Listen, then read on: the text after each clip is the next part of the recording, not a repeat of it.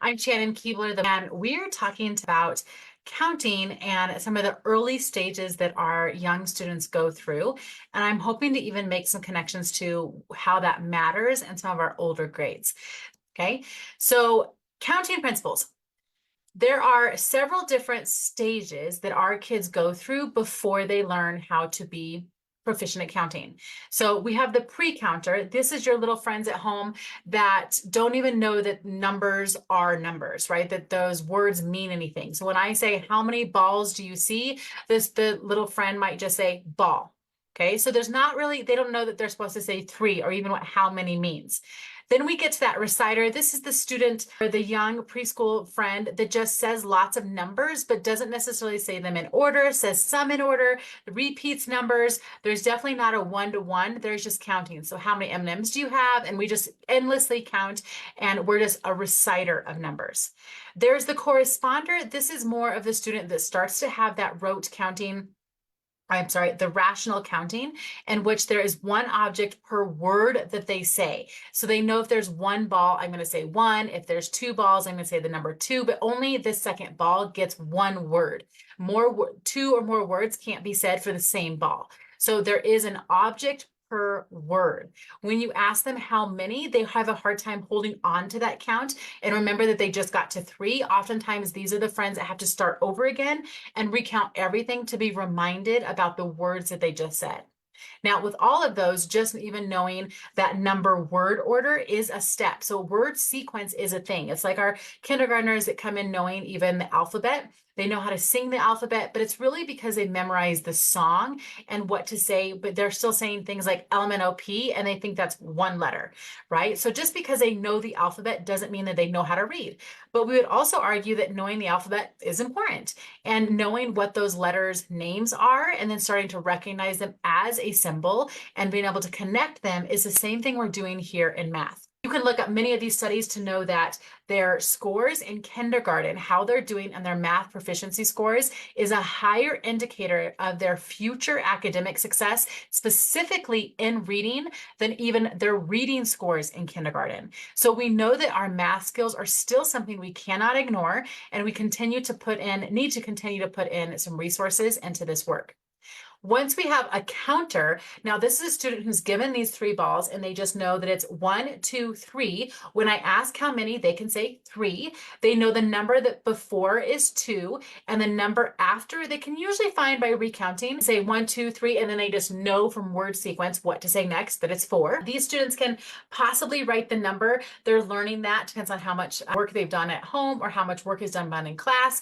And then they start to work on cardinality. So cardinality is something that I think it deserves the most amount of attention. It is specifically in kindergarten. We of course need rational counting, rote counting. I'm sorry, let me say it again. Rote counting, which is just knowing the word name to say next, right? Like 1, 2, 3, 4. Like we know the sequence. We repeat this in things like second grade and we're skip counting by 2s and by 5s. We repeat it in third grade and we learn counting by 6s and 7s. Like we just kind of memorize those word orders, but it doesn't necessarily mean that we understand how many we're skipping each time, or that's literally counting by a group of 6 objects. Right? So rote counting is just knowing what word to say. Rational counting is knowing that every word gets an object, right? And then that brings us to this idea of cardinality. And cardinality is more of the idea that when I have 3 objects, I know that it's 1, 2, 3. But if I ask students, where's 3, and they point to this last circle, then that means they do not have cardinality. Cardinality is understanding that 3 takes everything I just counted to get to 3. We see this also in fractions when students are starting to learn fractions and I say, where is 2/4? And they'll mark like this is 1/4. This is 2/4. So when I say 2/4, they say it's this one. It's that they don't understand that no, 2/4 is made up of 1/4 and 1/4. This is 2/4. So cardinality is understanding that it's the number of objects remains the same regardless of their arrangement, regardless of their size, regardless of their color. Like I can have a big rectangle, a small rectangle, and another big rectangle. 1, 2, 3, 3 means all of them. Okay, so that's cardinality. Again, as I connected it over here to fractions, this catches up with us when we don't understand this. So especially our kindergarten friends can ask questions often like, how many? 3. Show me 3. And do they just put out the third one? They have ordinal numbers. Do they understand that it's all of them? Okay, so those types of questions are often really helpful as we're helping students to develop that cardinality. Same thing with 14. 14 is a group of 10 and 4 extra ones. Where's 14? It's not the fourth one, it's the entire subgroups. So that leads me to the final idea here, which we're going to actually skip producer, because that producer is basically that they aren't given it, they have to produce the count. It's harder to produce a count, like giving them a cup of coins or a cup of balls and saying count out 5. Counting out 5 requires word name, rote counting. It requires the ability to keep track of the number in your head, because you have to keep putting objects out as you keep counting and know when you got to that number and then when to stop. So there's still a fair bit of going on even when we talk about producing.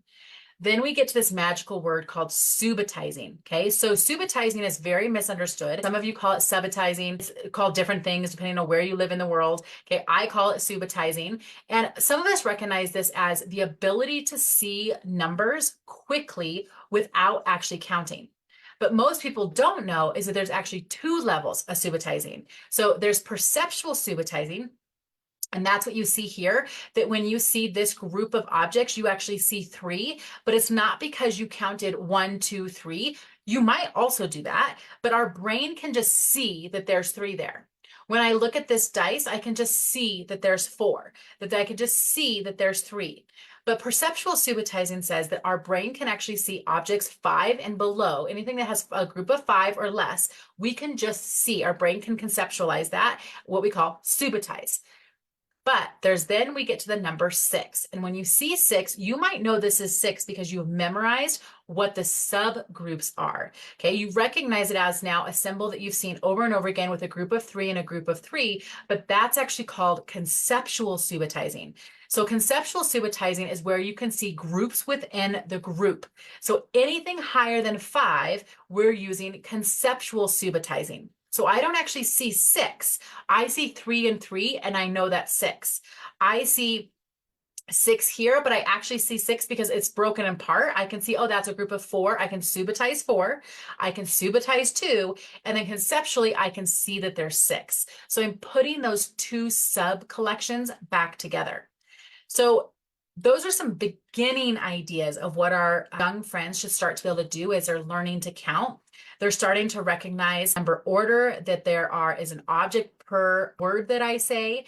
They're working on teen numbers in our kindergarten and crossing over into those decades. In first grade, they're working on how do I count over the decade, meaning when I get to 29 and now we're like, oh, it's 30, both K and 1 still struggle with that. First grade then starts to go in numbers over 100. Like what happens when I get to 99? And then they're like, well, I know it's 100, but I'm like, but now what? And knowing that that sequence begins again, it goes to 101, 102, but they have the same issues as they jump centuries as they did in the decades. So getting to like 119, what happens? They're still not familiar enough with the patterns of counting. Second grade, we have to count up to 1,000. So it's now for them, it's crossing over into those centuries, knowing that it's 299. And they're like, what happens now? That's why it's so difficult for third graders to round, is oftentimes they don't know how to count by hundreds or how to count off hundreds. So counting in general has some definite skills: rote counting, rational counting, pre-counter, cardinality. There's definitely skills embedded in there. But then there's also this idea that we just need to count more often, because we have to know that word order, but we also have to understand conceptually what is being counted. So we have to count by everything all the time. So for example, if we are in first grade, we're going to count by ones, but then I'm going to start counting off decades. So I'm going to say, I want you to count by starting at 13 and count by tens. Okay, that's a part of the routine. You should know that from our daily routines and expressions. If you're not doing that, I highly suggest you start, because we're proving to students that we're actually counting 10 more on that 120 chart, and that 10 more is 23.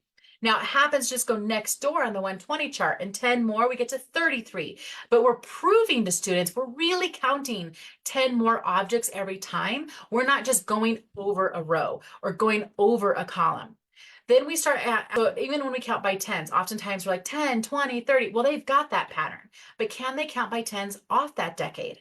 The same thing, it goes for second grade. They might be able to count by ones to 100 or ones to 200, but can they count by tens starting at 236? Can they count by ones starting at 236? So again, their daily routines are covering these really important counting skills that all of the skills I just showed you, the rational counting and the subitizing, we're doing all of that in our counting tray activities that we do in kindergarten. We're really looking for, do they have these types of skills in place? Because we know the counting is going to get even more sophisticated. When I'm counting in second grade, I start counting by money. Can you count by quarters? And you start counting by dimes, and you can start by pennies. Can you go back and forth? We start counting by time. What if I said I wanted you to count at 1 o'clock p.m. by hours until you get to 1 o'clock a.m.?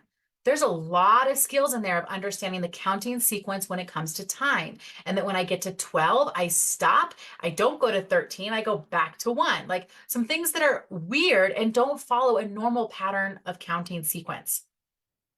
I might say, I want you to count at 1:35 by 10 minutes. Again, I'm not going to go all the way to 100. I only go to 60 and really only 55 before I get there, and I have to transition. So the things that are difficult for us, rounding in the upper grades, we talk about the counting by tens and by multiplication, right? When we all do all of those counting, elapsed time, all of those skills partly are so troublesome because we're not doing enough counting. We just stop counting really after first grade. So we want to make sure that K1, 2, you are doing your daily routines every single day, because all of that counting is happening there. It is not organically happening in other parts of your lesson to the extent and the repetition that it needs. That in second grade, we don't want you to forget that you still have to keep counting all the way to 1,000 and then start counting by time and by money, which we do in the routines. Third grade, you don't give it up. Right now you're counting, you continue to count by all of these things that are inhibiting students to going forward in their number development because they just don't know the next word to say. They don't know the patterns. They don't know the quantity we're counting by. They don't have a visual of it. So if you're a younger teacher, a younger grade of a teacher of a younger grade, and you're counting and you're only ever counting like when you line up or down the hall. Those are great things because remember, that's working on rep counting, just knowing the word to say next, that word sequence. But if you're never counting in an isolated form in terms of like watching someone count on the 120 poster, and where I'm saying one word per box, or I'm not ever skip counting. I might be skip counting by fives in second grade, but I'm never doing it while looking at the 120 chart and looking at, sequential dimes and nickels or something. Okay. Those visuals are proving to me what the quantity really is, and that I'm not just memorizing a pattern of words. The pattern is one step, right? It goes 0, 5, 0, 5, 0, 5 every time I'm counting by fives, but it's because I'm actually counting by a group of 5. Every time I count 5 more squares, 5 more squares, 5 more squares. Okay. And I think we sometimes take that for granted. Counting by time on the clock, all of those things, counting by 369, now count by hundreds. Okay. I need that for rounding. If I'm going to round to the nearest 100, I have to know the 100 before and the 100 after. And it is not as obvious as we think it is. Right? So when I show that and I show like maybe my secret code cards, 369, count by hundreds. The only card that keeps changing is the hundreds card. That visual shows me that I really am counting by groups of 100. It's the only place that's changing. So I highly encourage you to incorporate many of those counting skills and incorporate not only the row counting, counting while walking, counting while transitioning, but also counting with a visual in place so that students are getting both of those pieces. Fifth grade, you're not out of the woods. Fourth grade, you're going to count by decimals, count by tenths starting at 3500ths, right? That counting sequence is just as new to them as it is to our kindergartners learning to count to 100. It's a totally new idea and a new value. So we're going to continue to show them those with counting by fractions, counting by coins, but now as decimal words, right? All of that is going to help students to create number sense and number fluency with counting.